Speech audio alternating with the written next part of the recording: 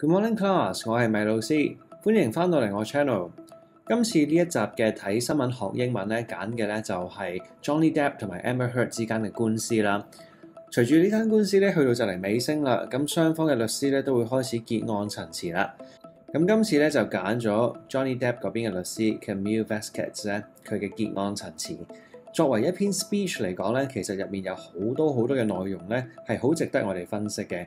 咁所以今次咧就唔係帶大家去探討呢一個議題啦，而係分析下呢一位律師佢嘅結案陳詞背後咧，其實用咗啲乜嘢嘅 speech devices 咧。咁事不宜遲啦，我哋去片咯喎。On May 27th, 2016, Ms. Heard walked into a courthouse in Los Angeles, California, to get a no-notice ex-parte restraining order against Mr. Depp, and in doing so, ruined his life by falsely telling the world that she was a survivor of domestic abuse at the hands of Mr. Depp. Today, on May 27th, 2022, exactly 6 years later, we ask you to give Mr. Depp his life back by telling the world that Mr. Depp is not the abuser Ms. Heard said he is, and hold Ms. Heard accountable for her lies. 呢一段嘅節錄咧，就係來自結案陳詞最開始嘅部分啦。其實咧，見到佢好似交代緊呢啲背景資料咁啦，但係其實入面都已經好唔簡單㗎啦。首先我哋就會見到一對嘅 contrast， 即係對比啦。咁呢位律師就好聰明咁樣揀咗個日期啦，就係2016年同埋2022年啱好6年前嘅呢一個對比咧，咁就加深咗一啲嘅印象嘅，同埋亦都凸顯咗究竟呢一單案佢對於 Johnny Depp 嘅影響有幾長啦。咁其次咧就係呢一句啦 ，We ask you to give Mr. Depp his life back。呢一句嘢咧直接係同緊陪審團去講嘅喎。咁其實呢一個咧，亦都係 speech 常用嘅伎倆啦，就係直接同一啲嘅聽眾去對話啦，咁就試圖去博取佢哋嘅信任啦，或者係支持同情嘅。咁接住落嚟咧，就我哋睇第二段嘅節錄啦。It was a lie. She knew it. Mr. Depp knew it. And the multiple witnesses you heard from who saw her that week of May 21st, 2016 also knew it.But the world only saw what she wanted them to see. 咁喺第二段嘅節錄入面咧，有兩點咧，我係覺得好值得留意嘅。咁首先第一個咧就係 repetition 重複啦。咁喺呢一段節錄入面咧 ，knew 呢個字咧其實重複咗3次嘅，發生喺唔同嘅人身上啦。She knew it, Mr. Depp knew it, the multiple witnesses knew it。咁就產生咗一個好強烈嘅印象啦。其次咧就係 contrast 又係。咁講完話，大家都知道係一個謊言嘅時候咧 ，But the world only saw what she wanted them to see， 咁就產生咗一個覺得係好可惜嘅一個語氣啦。同時亦都 sharpen 咗一個矛盾嘅。好啦，咁之後咧，我哋就嚟睇下一段嘅節錄咯。But what was happening behind closed doors was quite different from what Ms. Heard presented to the world. The exact opposite, in fact. There is an abuser in this courtroom, but it is not Mr. Depp.And there is a victim of domestic abuse in this courtroom, but it is not Ms. Heard. 咁第三段片段咧，呢一段可以講係我成篇嘅 speech 入面咧最中意嘅一個部分啦。呢一度咧其實短嘅一段仔咧就已經用咗好多嘅手法啦。咁首先就係 contrast 啦，就會見到拎咗 Johnny Depp 同埋 Amber Heard 嚟做對比啦。咁同時間咧 juxtaposition 呢個字咧就係將兩樣嘢放埋一齊去比較嘅意思啦。而 repetition 啦，我哋亦都會見到同一樣嘅句式 there is but 係重複咗嘅。而今次呢一個嘅重複咧，其實個意思咧亦都非常之重要啦，就係強調咗 abuser 施暴者同埋 victim 呢一個嘅對比啦，以及係 Johnny Depp 同埋 Amber Heard 呢兩個人之間嘅對比嘅。咁所以短喺呢兩句嘅句子入面咧，其實已經可以見到一個非常之聰明嘅做法啦，就係將呢兩組唔同嘅概念咧就放大咗嚟顯示啦，而且個 not 字咧亦都運用得非常嘅聰明啦。因為之前啲人咧一口咬定係 Johnny Depp 先至係家暴嗰個人啦，咁但係其實呢個 not 字咧就係用嚟澄清翻究竟啲人之前聽到嘅究竟係咪真嘅咧，所以其實呢一段係寫得非常之聰明嘅。咁聽完呢一段咁聰明嘅咧，我哋再睇下一個節錄啦。One of those promises we made was that you would come to understand who Ms. Heard is, that she is a deeply troubled person, violently afraid of abandonment, desperate for attention and approval. And in her relationship with Mr. Depp, she was violent, she was abusive, and she was cruel. 喺呢一段嘅節錄入面咧，我哋就會見到 the rule of three 同埋 parallel structure 嘅呢兩個技巧啦。The rule of three 咧，其實同中文嘅排比好類似嘅，就係將相近類別嘅嘢咧就放晒喺一齊啦。咁就好似呢一度啦 ，deeply troubled person、violently afraid of abandonment 同埋 desperate for attention and approval。咁三個唔同嘅概念都係關於 Amber Heard 呢一個人嘅描述嚟嘅。咁第二句例子啦 ，violent、abusive、cruel， 亦都係三個唔同嘅 adjective 用嚟描寫緊 Amber Heard 呢個人嘅性格嘅。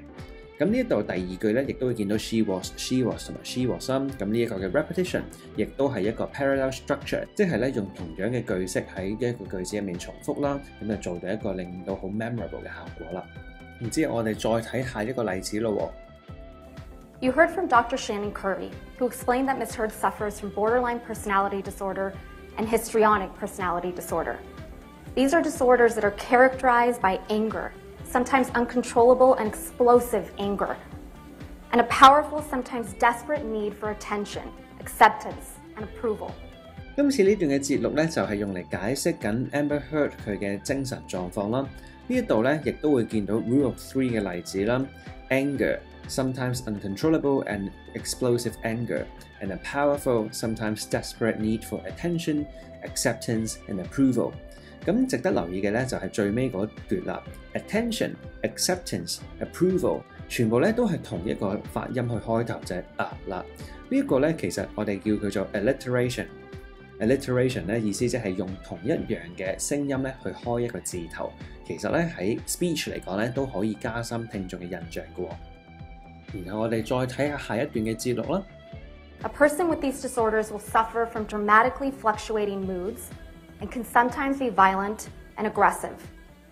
They can also be charming and likable, but they can be incredibly manipulative and wild. An emotional roller coaster with wild swings, from idolizing their partner to devaluing him. 呢一段嘅節錄咧，繼續係講緊一啲嘅精神狀況嘅問題啦。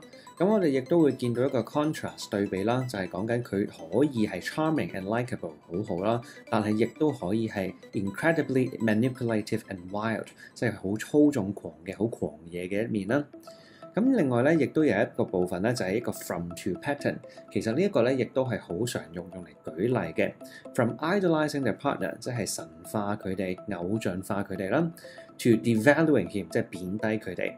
咁佢描述咧，其實有一紮嘅 example， 咁就唔逐個詳細列出嚟，就用咗 from to pattern 啦。咁接住落嚟咧，就係第7段嘅節錄咯。Take a minute to really think about what you just heard there. Quote, I'm sorry that I didn't hit you across the face in a proper slap, but I was hitting you. I was not punching you. Babe, you're not punched.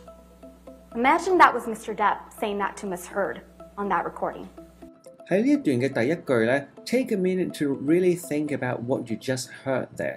呢一度咧，亦都出現咗 you 啦，其實係直接同緊一啲嘅聽眾對話啦。咁然後咧，最尾嘅部分啦。Imagine that was Mr. Depp saying that to Ms. Heard on that recording。呢一度咧唔單止係要聽眾們咧去想像下，如果呢一件事係調轉身份發生啦，咁其實咧亦都係側面咧令到佢哋去想像，如果喺呢個情景入面會係點樣咧，係令到佢哋感同身受咧。咁其實呢個伎倆咧，我哋會叫佢做 appeal to emotions， 即係令到佢哋產生一種嘅聯繫啦，感情上嘅聯繫啦，咁就從而打動佢哋嘅。咁接住落嚟就係今段片最後一段嘅節錄啦。When Mr. Depp brought this case for defamation, Ms. Heard went all in. She spun a story of shocking, overwhelming, brutal abuse. She came into this courtroom prepared to give the performance of her life, and she gave it. Ms. Heard's acting coach, Christina Sexton, testified that Ms. Heard has difficulty crying when she is acting. You saw it. Ms. Heard sobbing without tears, while spinning elaborate, exaggerated, fantastical accounts of abuse and everything going on in her mind almost a decade prior while enduring that abuse. It was a performance. 咁最後我揀嘅呢一段節錄咧，亦都會見到 Rule of Three 啦 ，shocking、overwhelming、brutal。或者好似下面呢一個嘅 elaborate、exaggerated、fantastic。咁亦都會見到啦，其實呢一啲嘅 adjectives 咧係層層咁遞進緊嘅喎，而最後嗰句句子，哇，簡直係一擊命中要害啊 ！It was a performance， 一句簡單有力嘅句子咧，用嚟去描述Amber Heard 嘅所有嘅行為係演戲啦。